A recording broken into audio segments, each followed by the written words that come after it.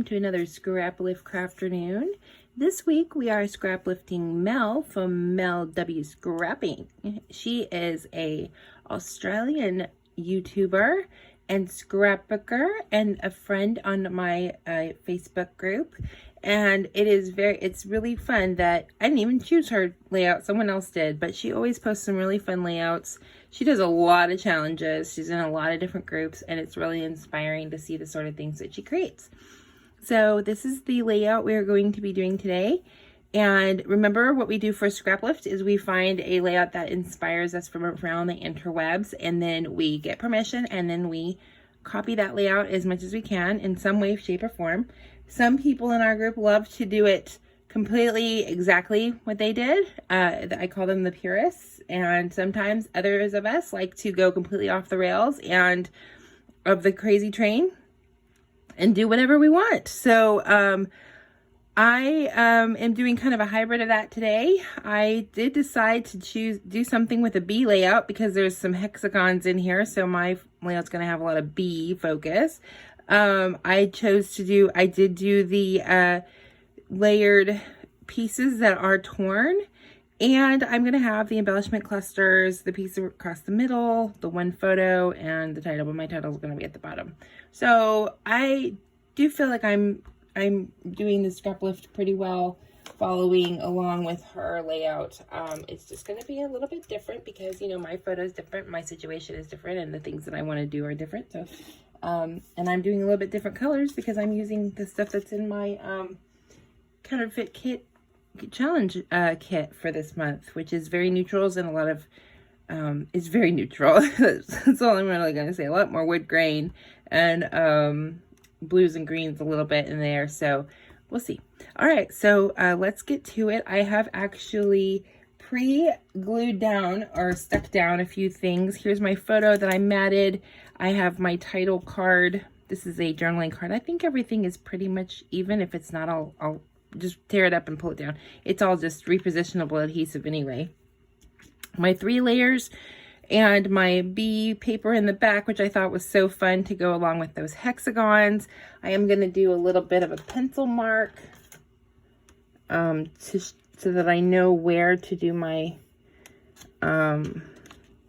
mixed media, my inking in the background with my stencil. Now, I don't have like a full-size hexagon stencil, and so I'm going to just use this little one that I have. Sorry for any cat hairs that you see. My cat loves to come and join me on my scrapbook page, or scrapbook desk. In fact, sometimes he sits right in the middle of things and makes it very difficult for me to do any work. All right, I'm going to use this medium-size hexagon. She blended a couple of her,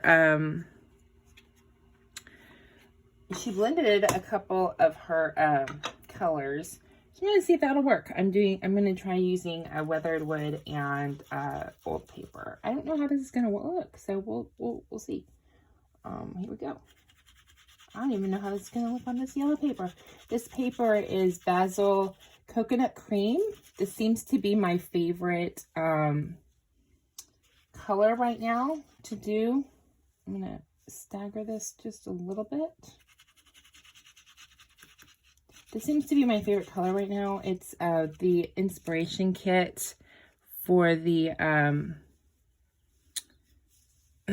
sorry while I figure this out. For the counterfeit kit challenge had some cream color solid, and so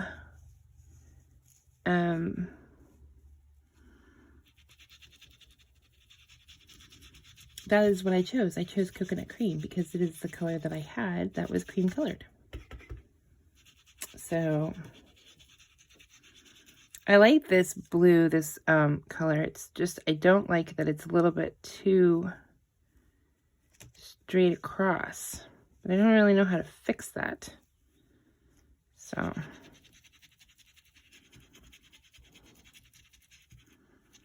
on a stencil, like her stencil, I don't think, or she kind of faded in and out on the stencil, so I don't know if I can figure out how to do that. We're gonna try.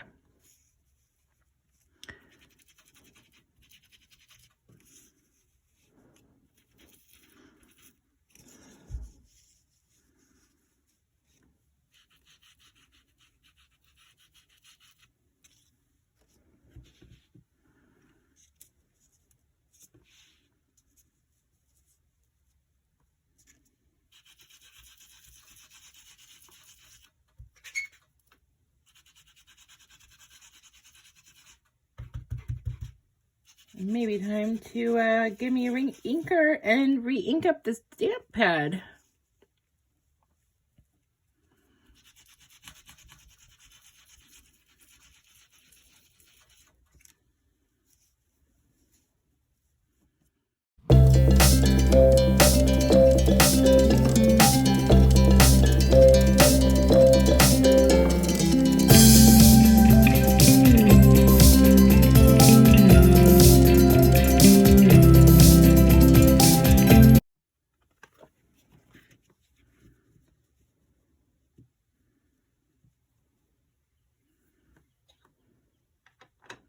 I'm not really sure how we're going to be able to put the green in there, but we can try it. Let me try it on a part of the stencil that is not really very visible to see if I like it, because I kind of don't know if I'm going to like it, how these two will blend together.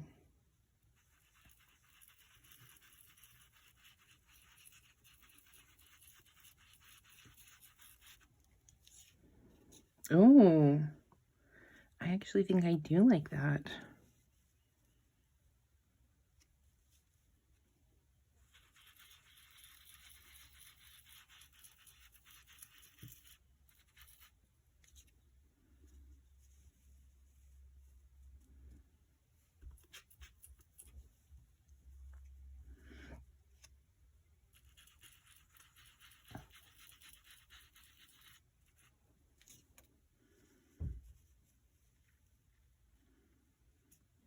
If I just offset the stencil just a little bit,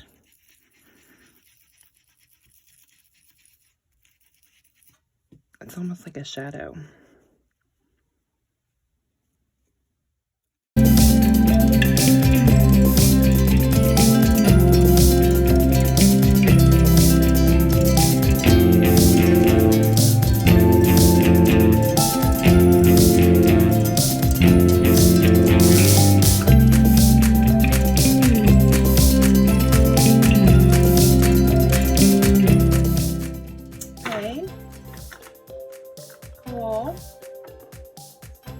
Now, because I can't leave enough alone, I'm going to try something interesting. Let's see if I can get this to work how I want it to work. I will be right back. Here's the part where I go off the rails, and I'm going to get some water, and I'm going to just smear this a little bit, even more, because I don't know why. I like the look of the smeared watery look. It makes it look less perfect. If there's any imperfections in the actual stenciling, which of course there will be, you can't see it anymore because it'll be smushed. You won't see it as much.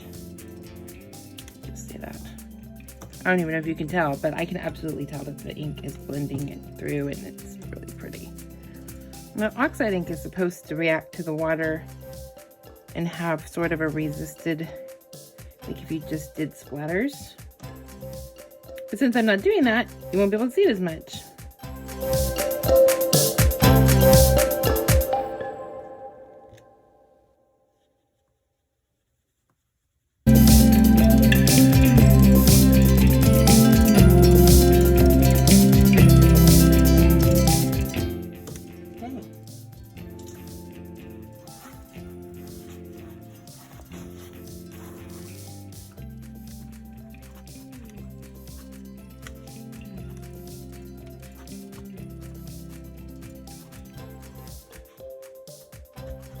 Interesting effect. I like it a lot. I'm going to dry this off with my heat gun so I can get on to the next part, which is sticking everything down.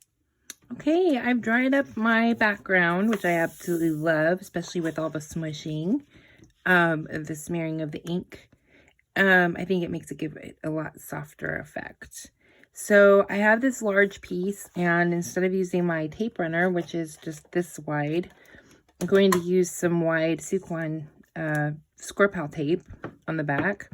And then I have these wooden pieces that I got from the dollar store, Dollar Tree, I believe. and a couple of chipboard ephemera pieces from my kit, which is from Simple Vintage Weather Garden.